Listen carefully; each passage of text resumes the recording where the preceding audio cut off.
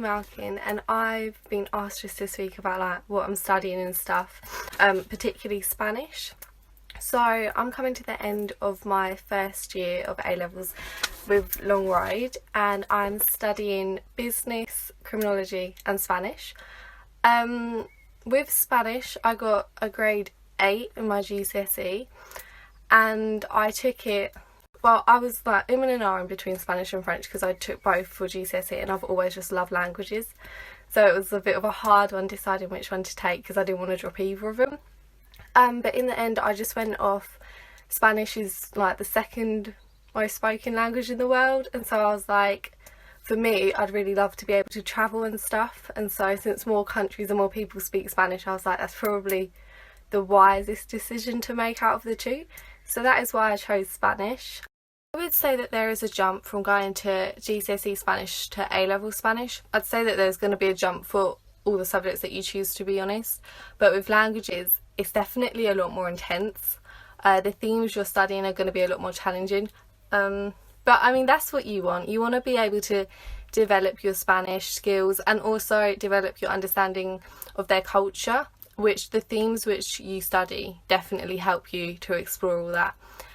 So yeah, I definitely do enjoy Spanish because it's challenging and it's difficult, and sometimes it can be stressful, but that is going to be the same for any subject, which is why I would say it's really important to go and choose a subject which you're passionate about, something that you enjoy, because then if you do get stressed out about it, you're going to be able to cope with that stress a lot more if it's something that you're passionate about and something that you don't regret taking. That is the main thing. You do not want to regret taking your subject. I love learning about all the different themes in Spanish. I like exploring how views and opinions vary based upon the different countries and cultures, and then comparing and contrasting them to like other countries.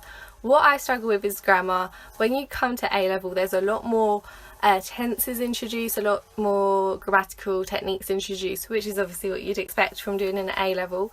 The resources are out there, you just need to help yourself. It's so important. If you're struggling with a certain aspect, you just need to identify it and then like find the right resources to help you, because this is also going to be independent learning. So for me, Kaboodle and Moodle, they're like the two websites you'll learn about them. They're like the two websites you will do a lot of your Spanish work on. They're helpful. There's a lot of activities on there to help you with the themes and with grammar.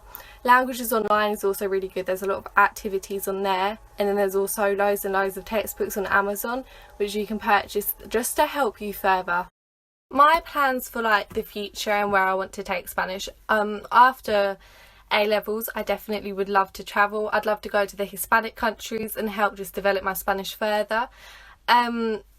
I personally am not interested in universities or attending any extra classes of any sort. But if you guys would plan on taking out a gap year or going travelling, Spanish is definitely the language to take for that, because it's so well known. It will definitely help you on your travels.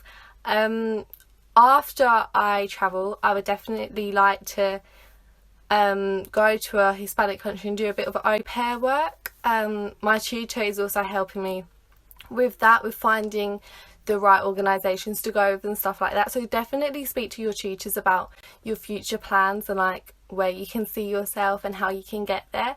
But for me, au pair is definitely something which I would like to do and that I'm interested in. Overall, I would definitely encourage you to take Spanish. It is challenging, I can't lie. It's challenging, it's hard work. But if you ensure that you have organised folders, they are key for all your subjects. You need to make sure you're just organised. That's definitely going to help you. You need to put in 100% effort from the get-go, because this is only 2 years. It's 2 years of extremely tense work, and everything you do from day one could come up in your A level. So just make sure that you are making sufficient notes, thorough notes, and make sure that you're organising them so that it just saves you a lot of time and you don't have to do a lot of catch-up work, you know, writing more notes or filling in gaps of lessons you've missed and stuff. You just need to make sure that you're on the ball from the get-go, and you will be absolutely fine. Like, there are resources out there, the teachers are always there to help you, and they're always encouraging and supportive. And yeah, just don't be shy to ask for help. Hi, my name's Bella. I'm a year 12 at Long Road.